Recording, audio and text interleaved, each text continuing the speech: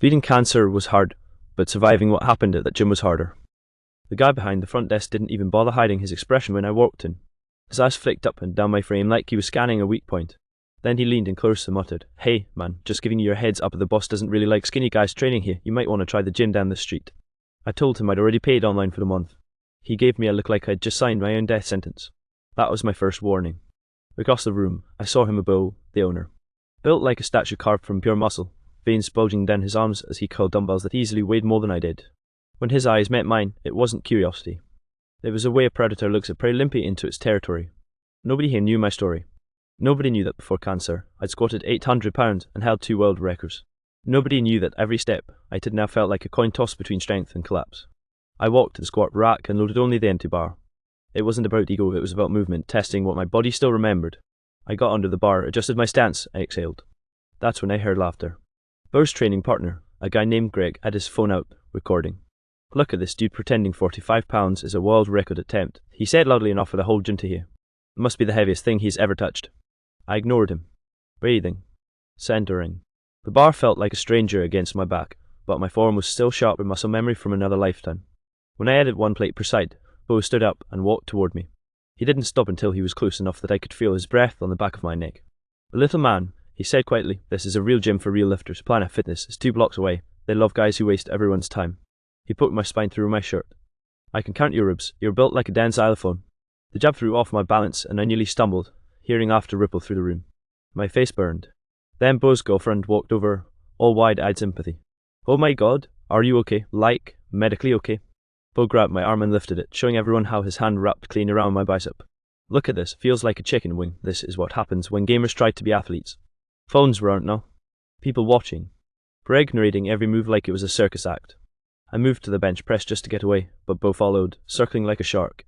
Greg dumped my gym bag onto the floor, spilling everything in my chalk, wraps, and old competition photos. The ones from before. Photos of me at 220 pounds, pulling 900 from the floor at Nationals. Bo picked one up and laughed, loud and cruel. "You serious? You photoshopped your face onto some powerlifter's body? That's adorable." He tore the photo in half then in quarters, while I just stood there frozen. My memories shredded in front of strangers. Someone brought over a scale. Bo lifted me onto it like a kid, grinning at the number. 132 pounds of pure weakness. His girlfriend laughed. "My purse weighs more." Bo actually called me like a barbell, counting out loud. Each rep sent pain through the scars across my ribs, but I couldn't fight him off without looking even weaker. Then he ripped off my shirt. The room gasped. Surgical scars, ribs, pale skin. Bo flexed beside me, smirking at his reflection. "See, this is what happens when you skip every day." Phones kept recording. The laughter kept going. And I realized no one was going to help me. I was adding plates to the bar, pretending not to hear them, when Bo's shadow swallowed the light behind me. His hand clamped around my wrist hard enough that I heard a faint pop in the joint. "You know what?" he said, voice low and dangerous.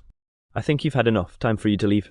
He started dragging me toward the exit while Greg blocked the other side like a bouncer. My wrist throbbed where his fingers dug in, but I didn't fight, not yet. Every eye in the room was locked on us. Phones were raised. Nobody said a thing. Bo leaned in close. "We don't need your kind here, people with whatever you've got. Freaks like you scare the new members." That was it. Something inside me, the part that had survived chemo surgeries and nights wishing I wouldn't wake up, finally snapped. My body moved on instinct. I twisted my wrist using an old wrestling escape I'd learned in high school, slipping free of his grip, and shoved him hard. Bo stumbled backward 2 steps, surprise flashing across his face. Then rage took over. He charged. All 260 pounds of fury barreling at me like a freight train. I sidestepped at the last second. The air trembled when he crashed into the squat rack, metal screaming at his waist climbed and rolled across the floor. For a heartbeat, everything froze. Then the shouting started. The manager came running. Greg's phone was still out, recording. Someone yelled they were calling 911. Bo grabbed his shoulder, fist twisted in pain, and looked at me like I'd committed the ultimate crime. I didn't wait.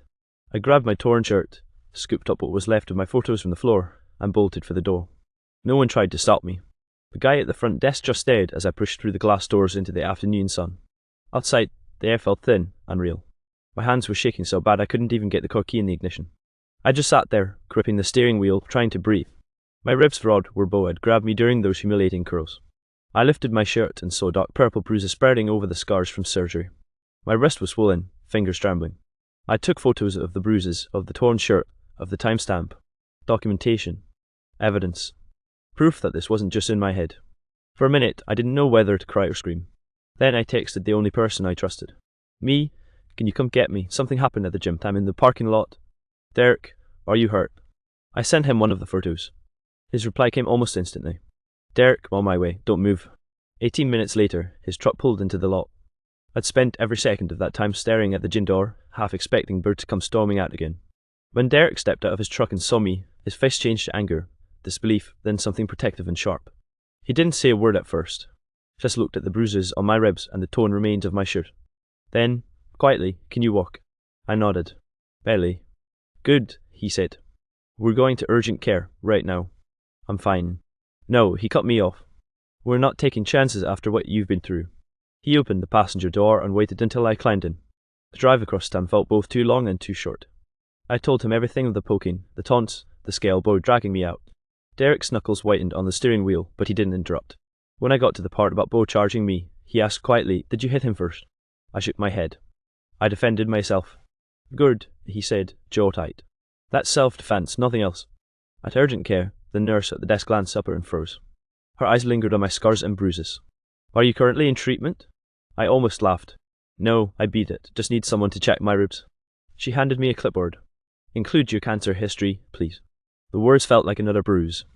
I sat in the waiting room, filling out forms with trembling hands while Derek fetched me a bottle of water.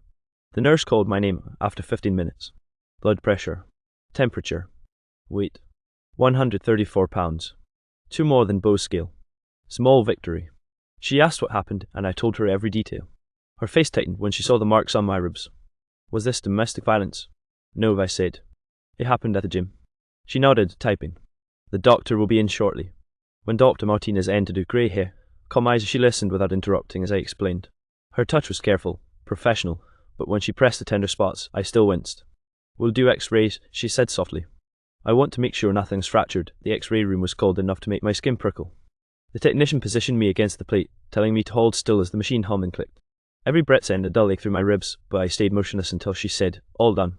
Back in the exam room, I sat on the paper-covered table, my torn shirt folded in my lap. Derek stood in the corner, arms crossed, his jaw tight enough to crack. Dr. Martinez came back 20 minutes later holding a tablet. She pulled up the images, pointing at the ghostly outline of my ribs. Good news and no fractures, but you've still got bone density loss from chemo. You need to be careful. I nodded, not trusting my voice. She checked my pupils with a penlight, asked if I'd hit my head. When I said no, she scribbled notes, then handed me a paper with strict instructions. Ice the bruises 20 minutes at a time. No heavy lifting for a week. Ibuprofen only, 600 mg max. Come back immediately if breathing hurts. Then she looked at me, serious now. Do you feel safe going home? Yeah, I said quietly. Do you want to file a police report? I hadn't even thought that far. She explained that urgent care was required to document any injuries resulting from assault. I stared at her pen moving across the page, realizing this was official now, a record that Bo couldn't erase. When we left, she handed me a folder with copies of everything, her notes, the x-ray report, the discharge summary. Proof. Derek didn't take me home. He drove to his apartment instead, saying I shouldn't be alone.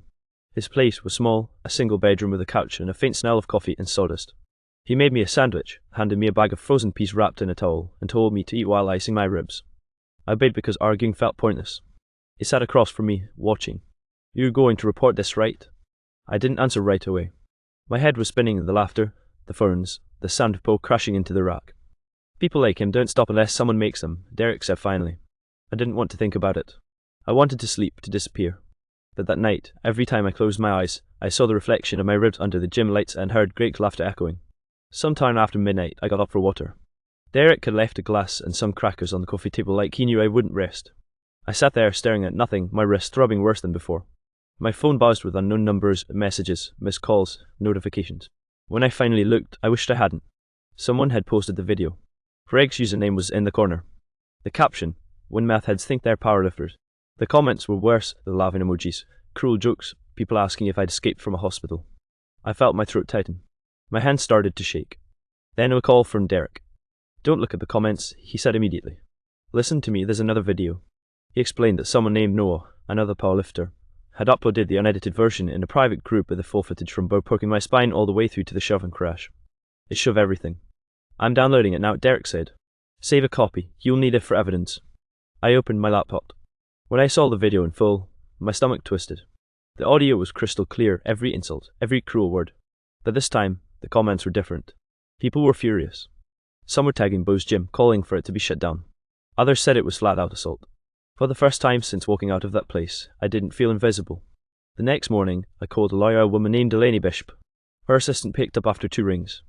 When I explained what happened, she asked for the time, date, and whether I had medical proof and video evidence. I said yes to both. She offered a free consultation that Friday. Bring everything you have of photos, records, the video files. When I hung up, something inside me shifted. I wasn't just surviving anymore. I was fighting back. That night, Derek sat on the couch next to me. You good? I nodded slowly. Yeah, I said, surprising myself. I think I am. For the first time since the gym, I actually believed it. Delaney's office was small but serious, with framed degrees on the wall, a stack of legal pads on her desk, and a coffee mug that said trust the process. She stood when I walked in, shook my hand firmly, and gestured to a chair across from her. Tell me everything, she said. I started from the front desk guy's warning and went all the way to Bo dragging me toward the door. I showed her the photos, the medical records, the torn competition pictures, and finally both versions of the video with Greg's edit and the uncut one Noah had posted. Delaney watched silently, jotting notes in sharp, deliberate strokes. When the unedited video ended, she looked up, her expression unreadable. Well, she said finally, this is one of the clearest assault cases I've seen that didn't happen in a parking lot. My chest loosened a little. She explained my options, a civil case for assault and battery, a criminal report through the police, or both. The video and medical proof make this strong, she said. The question is what outcome you want: money, accountability, or both. I didn't care about money. I just wanted Bo and that gym held responsible. Delaney nodded. Then we started with a formal demand letter. It'll go to Bo personally and to the gym as a business. If they ignore it or try to gaslight you, we move to a lawsuit. She typed as she spoke, drafting a timeline. When she quoted the $500 retainer for the letter, I handed over my credit card without hesitation. Good, she said. You're taking your part back. Let me do the rest. 3 days later, Delaney called, letters sent, certified mail, both signed for. The demands were simple: remove all social media posts, issue a written apology, refund my membership, and cover my medical costs. We also required them to preserve all security footage from that day. Then we waited. The response came faster than expected, but it wasn't what I'd hoped. The gym's lawyer sent a 4-page letter full of legal jargon, claiming I violated safety policies, disrupted other members, and created an unsafe environment. They said Bo was escorting a disruptive member off the premises for safety reasons. No assault, no apology, no refund. And they threatened to counter-sue for defamation if I continued spreading false claims. I read it twice, my pulse pounding. They were twisting everything and making me the villain. Delaney said, calm as she skimmed it. Classic intimidation tactic, she said. Don't panic, this means they're scared. She laid out my next options. File a small claims case for damages and refund fast but limited. File an official police report to trigger criminal charges and pressure their insurance. She recommended both. I agreed without hesitation. Before heading to the police station, I had a follow-up with Dr. and my oncologist. He reviewed my latest blood work and smiled faintly. Your numbers are improving, but, he added, glancing up from the chart, you look tired. Are you sleeping? Not really, I admitted. When I told him everything in the gym, the legal fight, he listened quietly. Then he said, you're healing physically, but this kind of stress slows recovery. I'm referring you to a physical therapist who works with cancer survivors. Her name's Hope Hart. She'll help you rebuild safely. He made the call himself before I could protest. That night, I got a DM from Bo. His profile picture was the same smug face I'd seen in the gym mirror. The message was venomous. If you don't drop this, I'll destroy you in court. You're lying, weak, and pathetic. You're trying to ruin my business, and I promise you'll regret it. My stomach twisted. I screenshotted everything: his profile, the timestamp, the threat, and sent it all to Delaney. She texted back immediately. Perfect. Did not reply. This is harassment evidence. Keep everything. I blocked him everywhere. Then I sat in the dark for a while, feeling the weight of it all: anger, fear, exhaustion, until it all blurred into something else. Resolve. Derek called that night and told me I could use his garage gym anytime I wanted. It's quiet, no cameras, no crowds, he said. Just you and the weights. For the first time in weeks, the idea of lifting didn't make me feel sick. I agreed. Yeah, I said softly. I'll be there. Hope's clinic didn't look like a typical gym. The walls were white, the air smelled faintly of disinfectant and rubber mats, and the mirrors were spotless, not for vanity, but for form checks. She greeted me with an easy smile, clipboard in hand. Let's start from the beginning, she said. What's your history? I told her everything: the cancer, the surgeries, the weight loss, the gym incident, and how I hadn't touched a real barbell since that day. She didn't flinch. Didn't pity me. Just nodded, jotting down notes. All right, we're going to rebuild carefully from the ground up. You'll hate how light we start, but you'll thank me later. For the next hour, she put me through assessments: range of motion, mobility, stability. She checked for imbalances and pain triggers. Every question was specific: any numbness in your fingers, any sharp pain in your ribs when you twist. When I mentioned I used to squat 800 pounds, she didn't laugh or act impressed. She simply said, "Then you already know what discipline feels like. Good. We'll use that." Hope wrote out a 12-week plan, light resistance bands, bodyweight squats, assisted push-ups. "Our goal isn't numbers," she said. "It's consistency. Compare yourself to last week, not the old you." Her words stuck. I left with a binder full of charts and exercises, feeling frustrated but strangely hopeful. That night, I couldn't sleep. Part of me wanted to go to Derek's garage and try lifting just to prove I could, but I forced myself to follow Hope's rules. Consistency over eco. The next morning, I gathered every document I had of photos, medical reports, the 2 videos, both threatening the end, and drove to the police station. The front desk officer led me to a small interview room that smelled faintly of coffee and dust. A young officer sat across from me, notebook ready. "Tell me everything," he said. I walked him through the whole timeline, from the front desk warning to Bo's hand crushing my wrist. He watched both videos on my phone, pausing to jot notes. "This is solid," he said finally. "We'll forward this to our assault detective." I signed the formal statement, my name shaky but legible. When I stepped outside, the air felt lighter. For the first time, someone with authority had listened. 4 days later, Detective Williams called. His voice was calm, practiced, the tone of someone who'd seen too much. "We'd like you to come in for a detailed interview," he said. "Tomorrow if you can."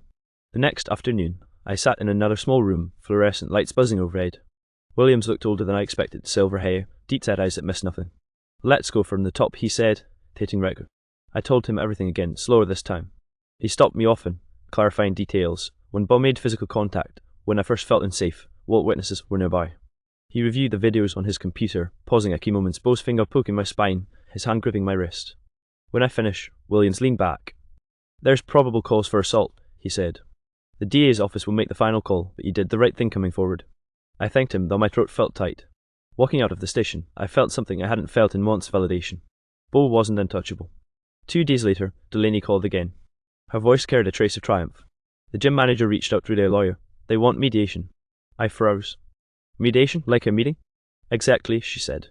"It means they're scared of a public case, but we're setting the terms, a recorded session, all parties present, written agreement if it settles." She listed our demands. Full membership refund. Public apology from Bo and the gym. Removal of all videos. Mandatory staff training on harassment. Coverage of all my medical costs. If they refused, she said, we'd proceed with both the civil and criminal routes.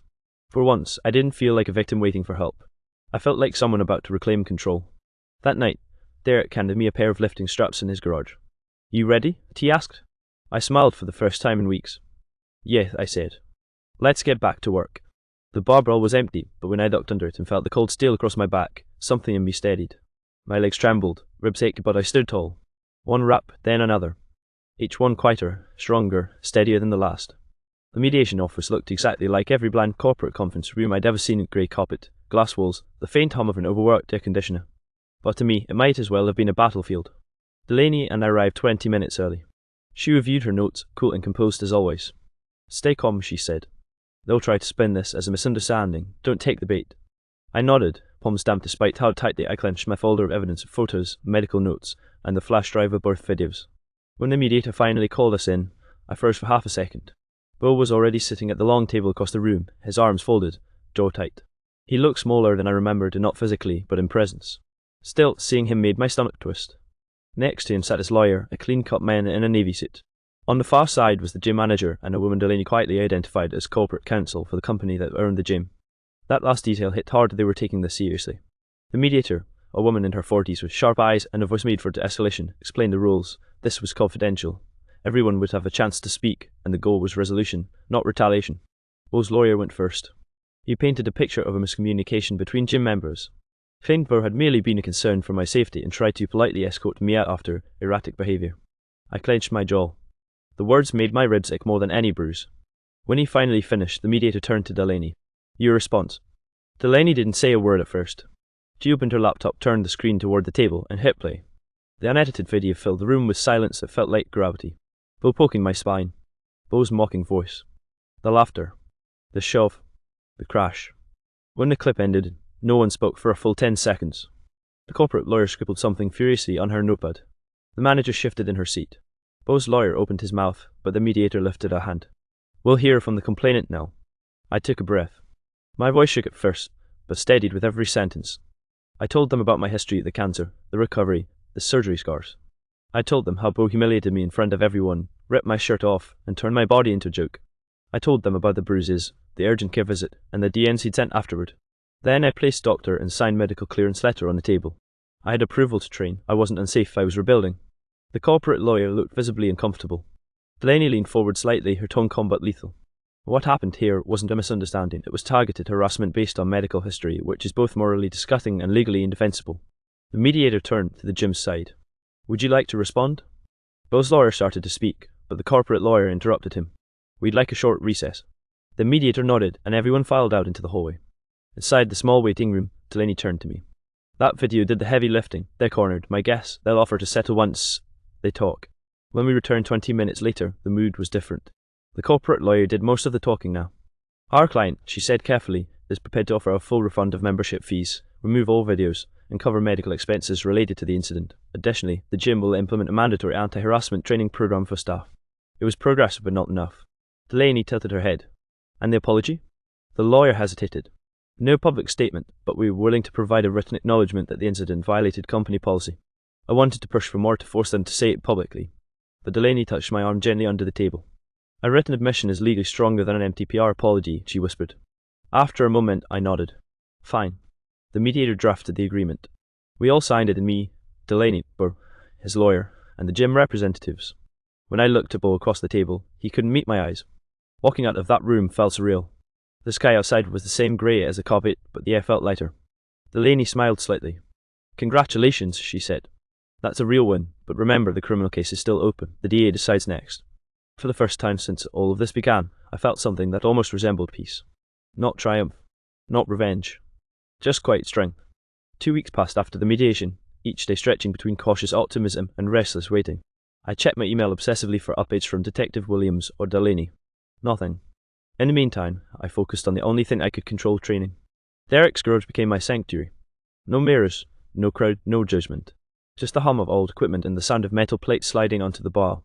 Hope's program guided everything: mobility work, breathing, slow progression. My pride hated it. But my body, still scarred, still fragile, was finally responding. Soreness felt earned this time. Then, one Friday morning, as I was meal prepping in the kitchen, my phone buzzed. Detective Williams, the caller ID read. My chest tightened. He got straight to it. The district attorney reviewed the evidence, he said. They're offering Bo a pre-filing diversion program. I frowned. What does that mean? It's a deal, he explained.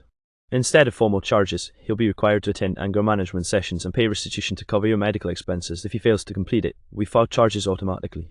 Part of me felt disappointed. I wanted to see his name on record, something permanent that said you can't do this to people. But another part of me, the exhausted part, just wanted this chapter closed. I thanked Williams and hung up, then immediately called Delaney. She listened silently as I explained. It's not the justice you imagined, she said finally, but it's justice that actually happens. He'll have to pay, he'll have to sit through classes, and he'll be on record with law enforcement. If he screws up once, it all comes back. I sat there, staring at the folder of documents still sitting on my counter for mediation. So I accept. If you want to move on, she said softly. Yes. That night Derek came over with takeout. We ate in his garage gym, sitting on 2 mismatched chairs. I told him about the DA's offer. He nodded slowly. You're not letting him off easy, you're letting yourself off the hook. Big difference. I realized he was right. Carrying this around forever wasn't strength, it was a wound that never healed. 3 days later, I signed the official papers. The DA's office confirmed the terms: 12 weeks of court-ordered anger management and $2,400 in restitution to cover my medical bills. If Bo missed a single session or failed to pay, charges would be filed immediately. When I walked out of the courthouse, I felt lighter, like the air itself had changed. That same week, Greg's edited video finally disappeared from social media. The gym scrubbed everything related to the incident from their accounts, likely on advice from their lawyers. I still got the occasional nasty message from strangers who'd saved it, but I didn't even open them anymore. Block, delete, move on. Hope noticed the difference right away. During our next session, she smiled after I completed my warm-up squats. You're breathing easier, she said. That's what healing looks like. For the first time, I believed her.